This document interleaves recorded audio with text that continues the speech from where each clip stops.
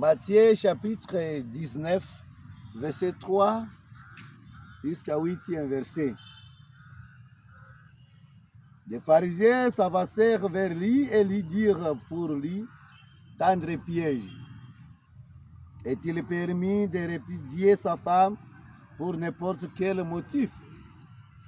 Il répondit, n'avez-vous pas lu que les créateurs au commencement, les filles mâles et femmes femelles? Il a dit, c'est pourquoi l'homme quittera son père et sa mère et s'attachera à sa femme, et les deux ne feront qu'une seule chair. Et si ils ne sont plus deux, mais une seule chair, tel homme donc ne sépare pas ce que Dieu a uni. Ils lui disent, pourquoi donc Moïse a-t-il prescrit de délivrer un certificat de répudiation quand on répudiait? Il leur dit, c'est à cause de la dureté de votre cœur que Moïse vous a permis de répudier vos femmes. Mais au commencement, il n'en était pas ainsi. Et si pas, mes frères et sœurs, acclamons la parole de Dieu. Mes frères et sœurs, aujourd'hui, nous allons parler des mariages. Vous devez connaître que le mariage est sacré. Les mariages sont des sacrements très importants. C'est Dieu lui-même qui est là pour bénir les mariages. Pour cette raison, on ne peut pas blaguer avec les mariages, parce que le mariage est sacré. À travers les mariages que nous sommes là, ça, les mariages, on ne devait même pas exister. Les mariages, à travers les mariages, on peut avoir des enfants.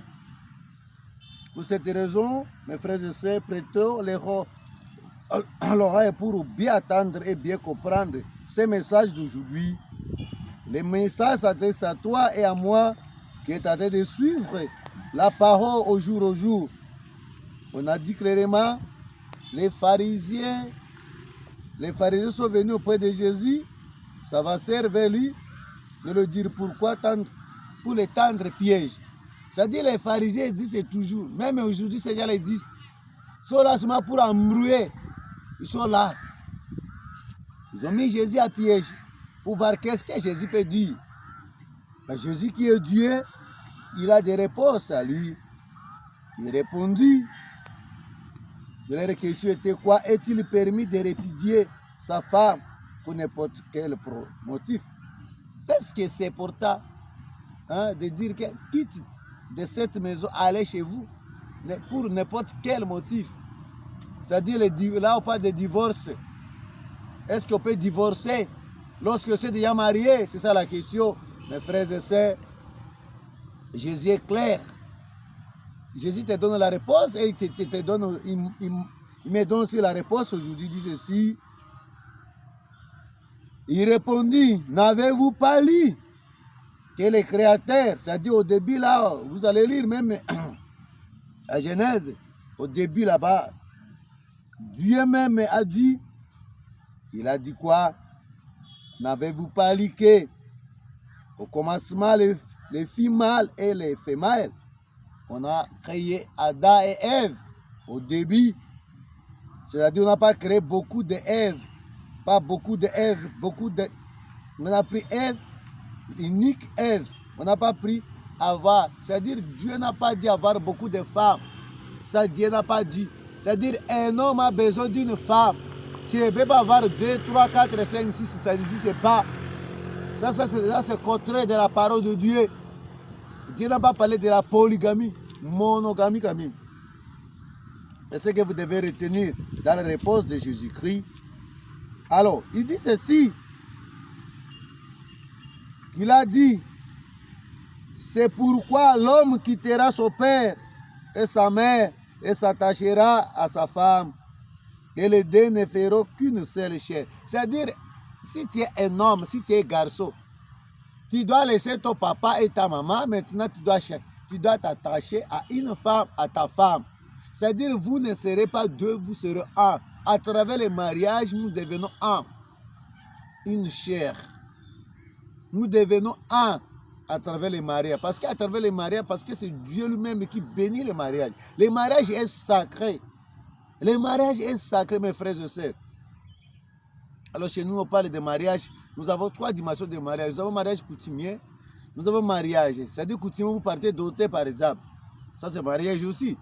Il y a mariage civil et mariage religieux que vous devez retenir. Toi qui es en train de me suivre, il faut te poser la question. Est-ce que tu as doté derrière ta femme? Ben non. On doit doter, c'est très important. Deuxième, c'est mariage civil. Vous devez aller chez l'État pour que c'est l'État qu'il puisse bénir votre mariage aussi. En fait, c'est mariage religieux. Mais si on parle de mariage religieux, c'est que Dieu est uni, que personne ne les sépare.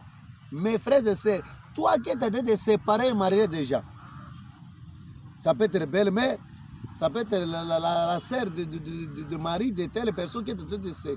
on parle de démaïs. Vous venez là pour séparer le mariage d'autrui. Vous pouvez avoir les problèmes sérieux avec Dieu. Les gens dont les seigneurs là déjà unis, personne ne peut les faire séparer. Combien de fois nous sommes là pour séparer le mariage des gens? À part là tout le temps, de parler de ceux qui ne disent même pas, mes frères et sœurs, nous serons maudits à cause de ça. Toi qui as séparé le mariage d'autrui, il faut t'attendre avec des bénédictions ou des malédictions. Dieu va te punir sévèrement parce que tu es là pour séparer le mariage d'autrui. Tu vas telle personne se déjà marier.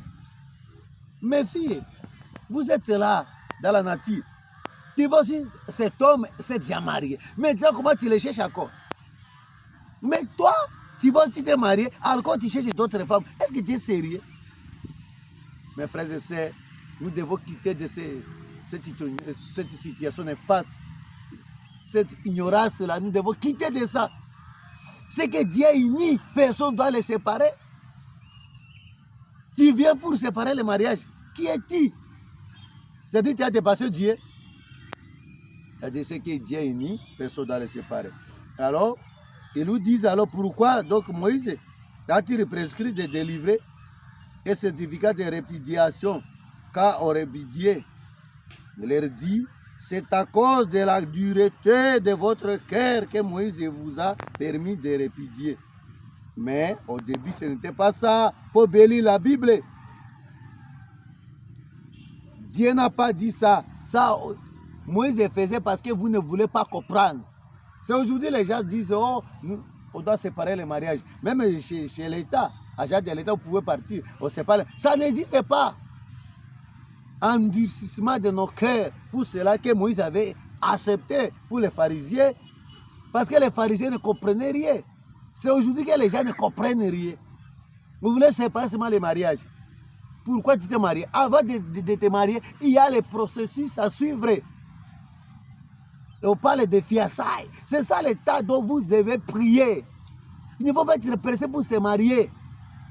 Il faut voir, est-ce que cette famille-là, est-ce qu'avec qui, est-ce qu'ils mettent la parole de Dieu en pratique? C'est la première chose que vous devez connaître.